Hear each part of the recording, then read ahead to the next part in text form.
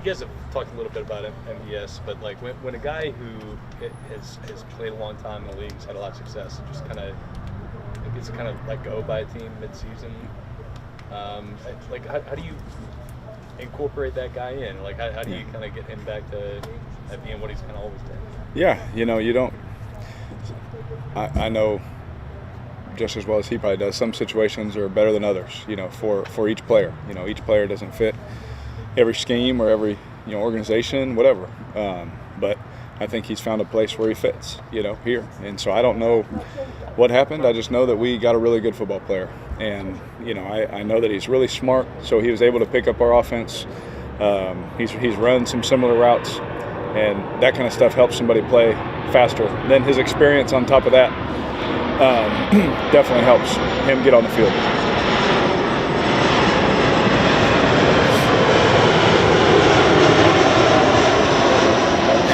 When you say you're playing as well as you ever have in the NFL, what does that entail? I just think just confidently, just from an experience standpoint, from an efficiency standpoint, taking care of the football, big plays, down the field. We've just been able to find those things, and it has so much to do with the system that I'm in, and the guys around me. I'm so thankful that this group has come together the way that it has. Hopefully we can just continue to win football games and we can continue to play well. But I think just from a confidence standpoint, that's just how I feel about where we're at and where these coaches have helped me get to. Derek, I think you've only taken 7 sacks in 8 games. I think that's the number. Was that a focus going into this year, limiting that number specifically? Yeah, I think first you got to give credit to our offensive line. They've played really well. Especially in some of the past games against some of the people that we've played. So our offensive line has done an outstanding job. And I can't remember when I talked about this, but whenever they play well, it allows me the freedom to play the quarterback position how you want to, manipulate guys and take a half second here. You can move this guy to make that throw, instead of just having to find a quick one to keep the chains moving and things like that. So I think a lot of that credit just goes to our offensive line and how well that they've played, even though there's been guys in and out. Those guys as a unit, just their togetherness and their unity, has really helped push us as an offensive football team. And so, me personally, just trying my best to throw them away when I can. I know I got an intentional grounding. I think that was last game and or 2 ago, one of our last home games. And but that's me just trying to find somebody to throw it away. So to eliminate that negative play. Now it ended up hurting us, but I'm just. A lot goes into that. It's not just all in the O-line. It's me making good decisions, getting the ball. If someone does come free, hey, get it out. Second. Let's not make that bad play worse, right? And so, there's been times where I've just dumped it at AK's feet or on a bootleg. It's not there. You throw it away. It's like, yeah, it's not what you want, but you live to play the next down. And so, we've tried to limit that just as a team. But I think number one, our offensive line has done an outstanding job. Rizzi had talked about, just staying focused on each game. But, the last couple, between winning streak, your return, the offense seems to be kind of clicking better and also getting closer to the top of the NFC South standings. Has the culmination of that had kind of an impact on you and the offense from a momentum perspective? I got to be completely honest. We were so focused on just getting better that we never lost confidence that we thought we were a good football team. And, if we don't take care of business this week, none of that matters. And I've been in these situations where you've put yourself in a position, but you still have a chance. And you still can fight, and you can still do those things. But none of it matters unless you do the work today and finish the work on Sunday. And so, us in the building, yes, we would love to talk about the things we've been doing well and all that. But there's so much to do and so much to focus on to make sure we continue to give our organization and our fans what they deserve, and that's a winner. When you have one receiving core in training camp, and then virtually a completely different receiving core in the middle of the season. Yep. What are the reasonable expectations in that situation? The football answer is the expectations don't change, right? And I believe this, that because at the end of the day, nobody cares what the situation is. Did you win or did you lose? And that's true. But it does create some challenges, but they're exciting challenges for guys that, you look at a couple of our guys that get some bigger chances that none of us expected to have a chance. We got someone who wasn't even on our roster making some of the biggest plays for us, right? And that kind of just shows, what this league is like sometimes. And when you get guys that fit into a system and it fits right, and you got good coaches and good guys around them, it leads to us being able to continue to play well. You never replace Chris Olave. You never replace Rashid Shaheed. You don't just just say, oh, we'll just plug this guy and he'll be better. It's like that guy brought something special. But we have some guys in the building now that bring something special themselves as well. And so you gotta tip your hat to Mickey and the front office too for seeing our offense, throughout those first weeks, and then we have the injuries. Okay, well, what kind of guys fit those roles? You don't just bring guys in because they're, guys. They have to fit those roles, be able to run those routes, and that's a lot of study. That's a lot of film study. And is that guy even out there? And luckily for us, there was a guy out there that could fit a role and do things for us. But expectation doesn't change, but it definitely presents some different challenges, especially when you got to deal with it in the middle of a season. What stands out about this Rams defense? Oh man, young, physical defense, great front. They run and hit at linebacker, safeties, getting picks, corners, veteran, smart players, good players, and they disguise their looks. They show you one thing and do three different things from it. They do a great job with the front, moving the front. They play their zones. They when it's they play their man, when they know where their help is and all those things. They do a really good job. They're really well coached. You can tell. Some of the things you watch, some of the things that stand out just over the years, you see that they're well coached, but you see a young, hungry defense. And, especially over the last few weeks, they've played really well. I know they didn't have the result they wanted this last game, but that doesn't mean everything. When you watch the tape over and over again, you see who they are, and they're really, really physical, really, really, really good front, really good team. We have our work cut out against this team for sure. You mentioned how good the front is, and obviously they've had Aaron Donald for forever. Yeah. Like, what do you see from their defense? Like how have they made change? Oh yeah, 99's not there. That's the biggest change. But they're still getting so much production and pressures from 5-6 different guys, and that speaks to how they drafted. The guys they've added. That speaks to the talent that's in those rooms. It speaks to the coaching. And putting them in position, right? So they've done a fantastic job in continuing to create pressure and create problems for offenses. I've said this. Aaron Donald's the best football player I've ever played against. He's unbelievable.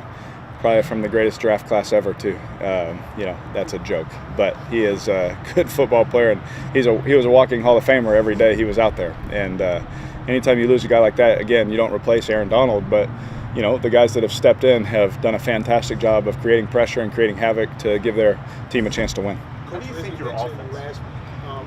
Last year, obviously the overall struggles with the Rams, but even like how an offense got the ball multiple times plus territory, yes, still weren't able to produce points. Yes. Is there anything that you can take away from that game last year that you can apply to this game? Yes and no. Personally, you can always look at things, for yourself and things like that, but the answer is yes and no. There's some things, but you definitely go back and study. As a football player, that's our job, right? You go back, make sure you learn from those mistakes. Why did certain things happen? And you continually try and be better at it. And it just took us too long to get going in that game. I remember that. So, you got to come out and start fast, especially against an offense like this. They can score. These guys are Super Bowl champs. They know how to score. They know how to win games. And so we have definitely our work cut out for us. You obviously had high praise for that Rams defense, but based on kind of what you all do offensively and what you bring to the table, how do you think you match up with that Rams defense? Well, it's going to be a great challenge. Every week in the NFL is a great challenge. I think we see that every week in the league where this team won't win, and then they somehow win, or they barely lose the football game. It's like this. The talent gap is not that far, in this league. It just comes down to a few plays here and there. These games are one-score games, and so, just like every week, they present certain challenges for us that they do schematically, that they do personnel-wise. But we feel like we do the same thing for other defenses, and so it's a chess game. It's a chess match against each other. Every time you go out there, and you hope that by the end of it, you've prepared, for the game as well as you could, and you put your best foot forward. You're watching an upcoming opponent defensively, and they get gashed in a certain area. It could be in the passing game, but for them last week it was Saquon Barkley, right? Yeah. Whenever that's happened throughout your career, what have you learned to expect from them in that area where they looked vulnerable the week before? Oh yeah, these are professionals. They're going to come out and know that, they know that we see the looks, they see the looks, we see the runs, they see the runs. Everyone sees the thing, but it's what fits us schematically, what fits, what are things that they could do different. And one thing that I've always done in my career is like, okay, what coverages do they play and what looks do they give? And I always look, okay, what else can they do out of that? What else could they possibly do that would help them in this area or that area? Just so mentally, I just have always just try to stay ahead. You don't just look at the page and say, oh, that's what they're going to do. Because more times than not, you're going to get a wrinkle, you're going to get something, a little different. So, maybe they didn't have the success they wanted in that, but teams are always going to search for answers, and so you can expect them to, okay, this run or this fit or this front, how can they do it different? All that kind of stuff. Is it a guy moving a guy here or here? All of that can play a role. What will it be against them? I don't know. We're not in their meetings, but you try your best to prepare for those kind of things. Simple question, maybe not a simple answer. When Taysom has the ball in his hands, what makes him an effective runner? It's all the work that he does before the season even starts. That's what separates him. If you guys were, walk in there with us in the weight room, and you watch him, work out, you would understand. I think everyone would understand like why it's so hard to tackle him. Why is he so explosive? Why is he so fast? It's because he does it in there way before he does it out here. And I think that's the thing.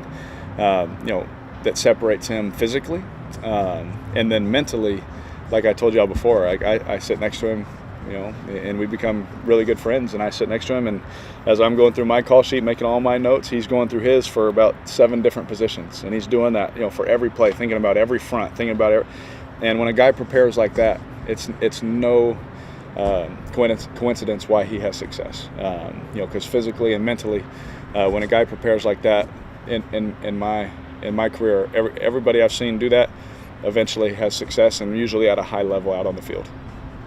You said last week you were ready for the bye week. How do you feel coming out of that? Yes, better. Yeah, better, physically better. It was a long run. That was a lot of weeks in a row if you count training camp also, and all the training you're doing before that, and it's really no stop, and without a few days here and there. But, I definitely feel better, feel rested. But as my wife can attest, a week at home is a little too long. You're like, I'm itching. I was watching film all week. I was working out. I was still doing stuff, but it is nice to be able to sleep in, for a couple of days. When you came back from your injury, like obviously you were full go, but like were you 100% at that point? Like, did you need the bye week? I definitely needed the bye week, but no one's 100% right now.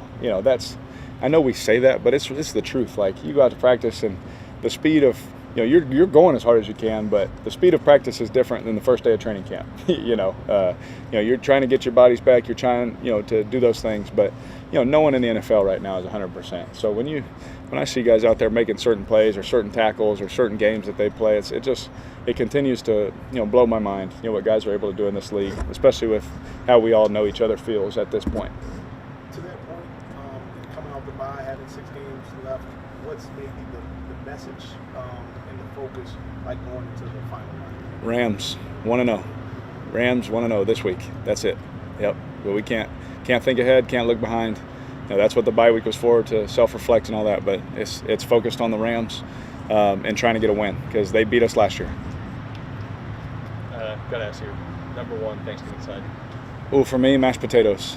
My mom would always, they'd always make, her and my grandmother would make the Thanksgiving meal, and then my mom would always have just a separate pot of mashed potatoes for me, because she knew that's what I wanted. So, shout out, Mom, appreciate it. Now my wife does that for me, so thank you. And so, mashed potatoes for me for sure. Good. All right. Appreciate y'all. Appreciate it. Yep.